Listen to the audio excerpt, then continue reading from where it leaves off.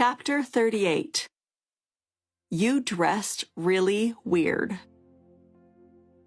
We talked about my insecurities about kissing and how I looked. We talked about everything. I don't care about all of that, he said. I just think you're a damn good kisser. I think you are too, I said. Oh, I thought, it's fine. It's great. And it was. So fine. We had all the hard conversations. I needed to know it would not be one-sided. Are we going to have sex? Do you find me attractive? Are we going to have an intimate marriage? All of it. I asked all of it. He might have said, you're cute, but I see this as just a fling. Sweet, moving on. Thanks for letting me know. What's the worst that could have happened? I would have been sad for a bit, and then I would have moved on. Okay, really sad, but not 3 decades worth of sad. We're all grown-ups. If it's not right, scram and ask. If he's relationship averse, don't you want to know early? I have to be blunt, David told me. I'm not going to be like a Scottish romance novel. He teases me that I'm the one who initiated that first kiss, but I was putting on my shoes. As it turns out, our lives are so intertwined. His parents knew my grandpa. We both have memories of the colony in Mexico where my mom's mom lived for a short time. We definitely went to the same wedding when I was 14. My mom's sister married David's best friend. My grandpa Rulon taught David's dad how to deliver babies as he delivered 2 of David's sisters. When David was born with the umbilical cord wrapped around his neck, David's dad knew how to loop in and unhook it before the baby is born because that's what my grandpa taught him to do. So some of Grandpa's love and knowledge was part of my husband's birth. I don't know that I believe in signs, but I do believe in connections and love. The security that comes with knowing that I'm his person and that he's going to come home every night because he wants to be around me has changed every aspect of my world.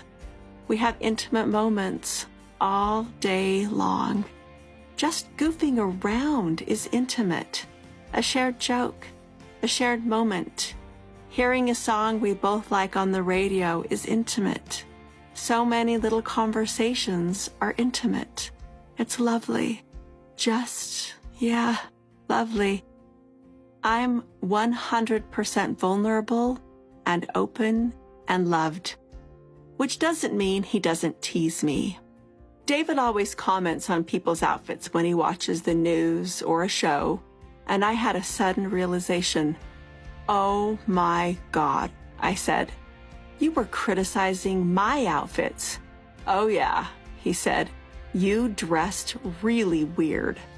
He especially loved my chaste wedding dress. That's sexy, he teases. No wonder Cody had a 1,000-yard stare. My kids love David pretty much at first sight. That doesn't mean they didn't struggle with the idea of their mom moving so quickly into a relationship after the divorce. They hadn't had the year to get used to it that I did. Isabel was the most reluctant. I think she was hoping for a dream, an ideal world where her dad and I would always be together, and she worried that David would somehow replace Cody. Cody will always be your dad, I told her. David's just another person to love you. After a few months, David said, I think we should go jewelry shopping. Sure, I said. I like jewelry. Well, he said, ring shopping for you. Blink. Right. Ring. Oh, who's being an instigator now? I said. But first, we talked about moving in together in a let's start looking for houses in the meantime way. Before I ever met David, I decided I would live with someone before I married them. I wanted the test drive. But when I met David, I just didn't want to be away from him either. We found a house that week.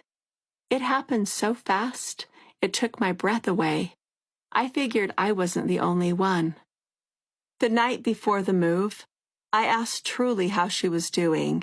She worried that our routines would change. We read together every night in my bed. We traveled. We learned so much about each other. But David had been in from the first conversation he had with Truly. I was in the hospital, she told him, and people always say, the way you healed is a miracle. That's what I usually say. It was a miracle. Your life is a miracle. Oh my gosh, David said. You must feel a lot of pressure from that. Truly looked at him, and her face changed completely. It's so stressful, she said. They talked about the pressure Truly feels from living her entire life on the show, and how unnerving it can be when someone recognizes me when we're out in public. David listened, and it was almost a mind meld. He could see beyond the girl in a beanie and baggy clothes, while still being able to engage in preteen humor. She had blue hair at the time. You're a smurf, David said. You're bald, Truly said.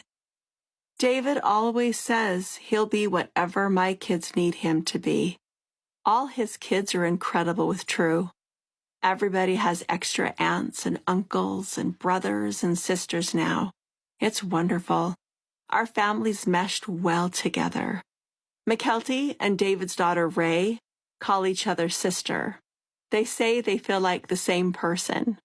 Truly's the best aunt, and David's grandkids were heartbroken when Peyton moved away. His incredible kids have opened their hearts to me, and I love them. I didn't know how much my heart could grow. Truly and I talked about what a good man and good dad David was, but Truly still seemed worried about the move. I finally clued in. You know what, Truly?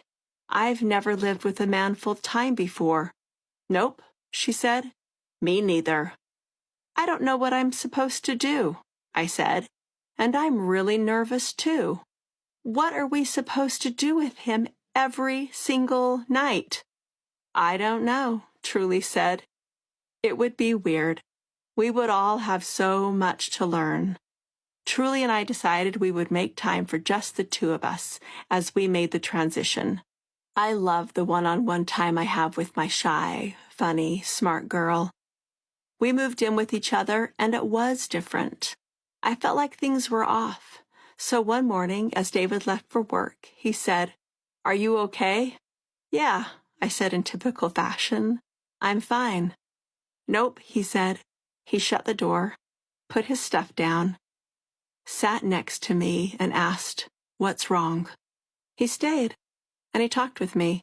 He reassured me that we would work on things as they come up, and I knew that we would keep talking until we found a solution.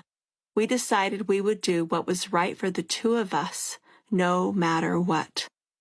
After about half an hour, he said, "Are you okay?" "Yeah," I said. "I'm fine." But I meant it this time.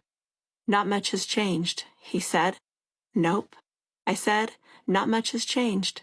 But we talked it through, and I felt safe and loved. That night, he came home.